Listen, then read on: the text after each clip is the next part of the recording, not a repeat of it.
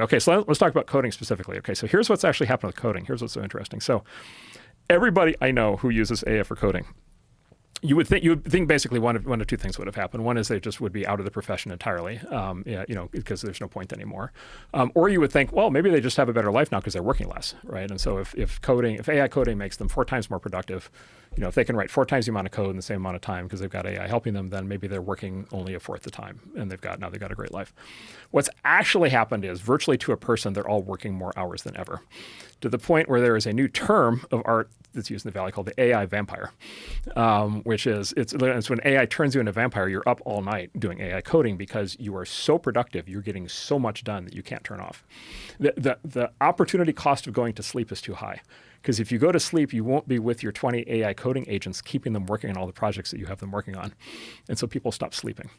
And so I have all these friends, some of whom are quite famous, where when you talk to them now, as opposed to 6 months ago, they look terrible. They're sleep deprived. They've got bags under their eyes. They're clearly not taking care of themselves. And they're absolutely ecstatic because they are able to produce 5 times, 10 times, 20 times more code per hour than they could in the past. And so they are just absolutely ripping through, every project that they've ever wanted to do at work, every coding project they've ever wanted to do at home. I have a Wall Street friend who has a computer science degree from MIT from 35 years ago and then became very successful in Wall Street, so he stopped coding. I was just with him this week. He's picked up coding with AI. He's completely re-automated his entire house. So he's got like AI jukebox and security cameras and pet robot dog pets, and he's got every smart fridges and every conceivable thing you can imagine. And he keeps a running tally, and he in his spare time has generated 500,000 lines of code just by working with AI, and he's one of these AI vampires, right? And so now he's got the digital music jukebox system of his dreams to let him the way he's always wanted to experience music. It's just like one of the projects he's done. And this is what, by the way, this is the same thing the companies are seeing. So in the companies, in the leading edge tech companies, the coders that are using AI, the estimate is right now that they're 20 times more productive than they were before they started using AI, right? So they're generating 20 times more output per hour. And then you just think logically, what does that mean? Okay, so if there's only a limited amount of software that people want in the world, then yeah, you're going to get mass unemployment. But then there's the elasticity effect, right? Which is what if it becomes super cheap to get code? It turns out there's way more demand for code in the world than was ever able to be satisfied under the old economics. Every company I know has 1,000 things that they've wanted to have code for that they've never been able to get to. It's the projects that never make the cut, or the projects that aren't cost effective in the old model. And all of a sudden they can do all those projects. And so these companies are ripping out code. They're releasing products at a far faster rate of speed. They're adding features much, much faster. They've moved into turbo mode, and in fact, what's happened is coding salaries have correspondingly inflated. So the top coders in AI make $50 million a year. Yo. Yeah, because.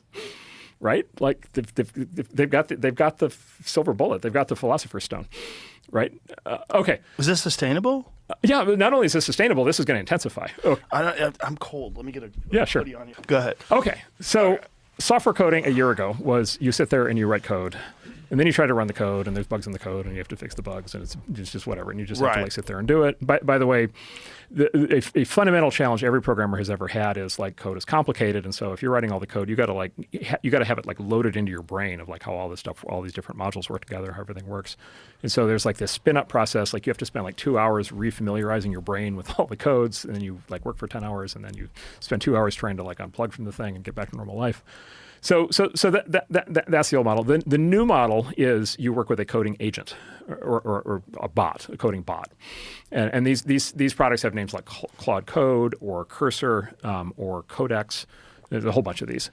And in this model, it's like working with ChatGPT, but specifically for code. And so what you're doing is you're giving the bot an assignment, and you're saying, write me the code to do whatever. I want a new level in the video game where people can jump, or whatever the thing is. And you give it the assignment, and then it goes off for 10 minutes. It writes all the code and does its thing, and then it comes back to you like a puppy, and it's oh, here's the result. And then you then evaluate its result. You run the thing, or you look at what it's done, and then you say, oh, that was great. We'll move on to the next project. Or you say, oh, that's not quite right. That's not what I meant. I wanted the jump to be twice as high.